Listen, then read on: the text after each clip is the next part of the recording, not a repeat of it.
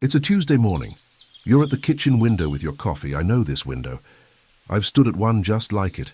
The feeder is full. Cardinals on the tray, a chickadee working the perch, a nuthatch moving headfirst down the post the way they always do.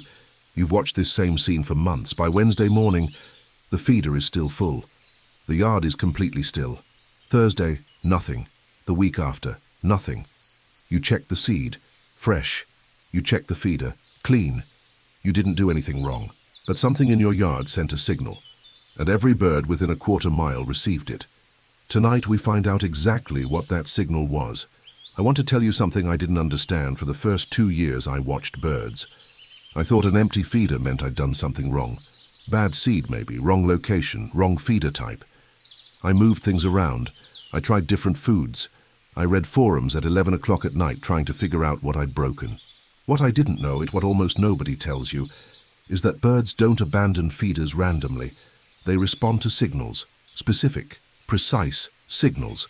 And once you know what those signals are, you can read an empty feeder the same way a bird reads your yard, like a map. A bird does not see a feeder and land on it. It doesn't work like that. Every visit to your feeder is a calculated risk. To land on that feeder, a bird has to leave cover, expose itself, stay still long enough to eat.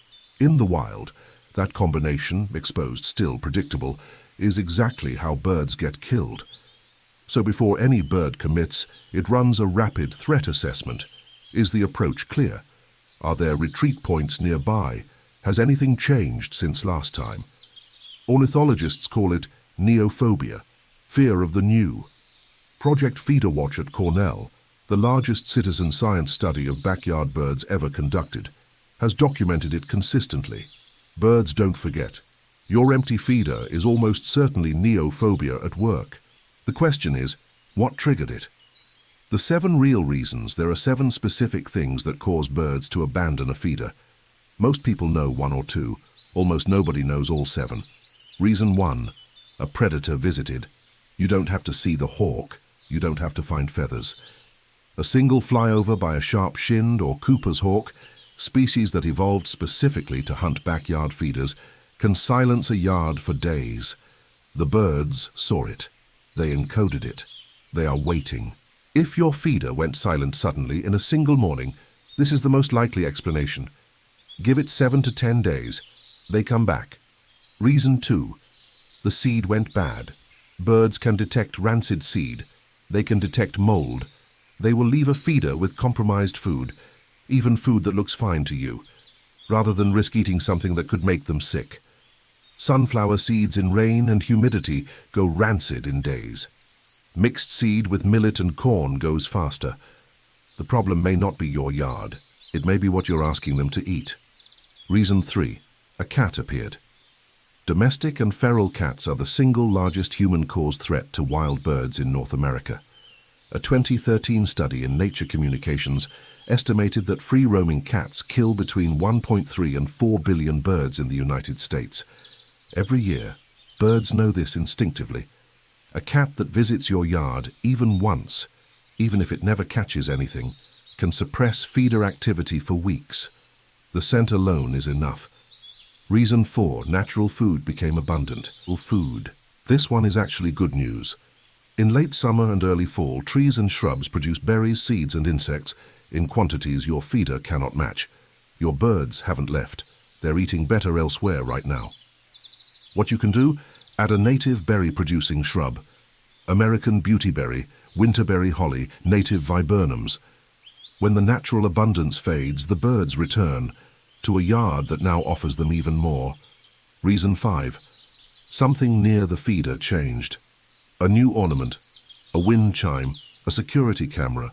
Patio furniture moved 6 feet to the left. These seem trivial to us. To a bird with a precisely memorized map of your yard, one whose survival depends on knowing exactly what belongs and what doesn't, they are anomalies.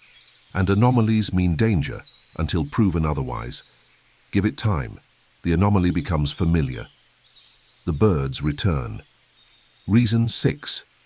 The feeder is dirty. Dirty feeders don't just repel birds, they kill them. Salmonella, Aspergillus mold, trichomoniasis. These pathogens accumulate in feeders that aren't cleaned regularly, especially after rain. A bird that visits a contaminated feeder can spread disease through an entire local population in days. The birds that stopped coming may have noticed what you haven't. 10% bleach solution, full rinse, completely dry before refilling. This single step brings birds back faster than almost anything else you can do. Reason 7. The feeder is in the wrong place. Most people place feeders where they can see them from inside the house. Birds place feeders where they feel safe. Those two things are usually different. The ideal feeder sits within 10 to 15 feet of dense cover. Shrubs, evergreens, a brush pile, anywhere a bird can vanish in under a second. Move the feeder closer to cover. The birds will follow. Here's what I want you to hold on to. The birds that left your feeder didn't leave because they forgot you. They left because something told them it wasn't safe. That's what birds do. They don't drift, they don't wander. Every decision, where to eat, where to sleep, which yard to trust, is deliberate. The same birds that visited your feeder every morning have memorized your yard down to details you've never noticed. The exact branch they land on first, the specific angle they approach from, the way the light hits the feeder at 7 in the morning. They haven't gone far. They're in the trees at the edge of your yard right now, running the same calculation they run every morning. Is it safe yet? Your job is simply to make the answer yes. 3 fixes that work today. Here's how. Fix 1. Clean the feeder today, not this weekend. Today. 10% bleach solution. Full rinse, completely dry. Then refill with black oil sunflower seeds only. Not a mix. Not a budget blend. Cardinals, chickadees, nuthatches, finches all prefer black oil sunflower. One excellent food in a clean feeder outperforms any combination of mediocre ones. Fix 2. Add a brush pile within 15 feet of the feeder. A loose stack of branches and sticks. It costs nothing. It takes 10 minutes. And it may be the single most impactful thing you can do for your yard birds today. When birds know there is somewhere safe to retreat to instantly, they are dramatically more willing to commit to feeding in the open. You don't need a tidy yard. You need a safe one. That's it. Branches, sticks, 10 minutes of your afternoon. Fix 3. Add moving water. Birds need water every single day. A solar dripper, a small fountain, a container with a slow drip. Moving water catches light. It makes sound. And birds follow that sound from distances you wouldn't expect. Add water near your feeder, and birds that have never visited your yard before will start appearing within days. Not because of the food, because of the sound of water on a quiet morning. An empty feeder is not a failure, it is a signal.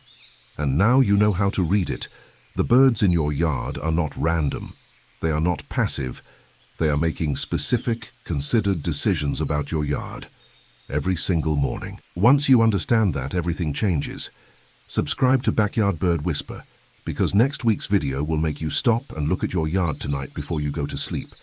The sun goes down, the yard goes quiet, and every bird that was there an hour ago has vanished into the dark.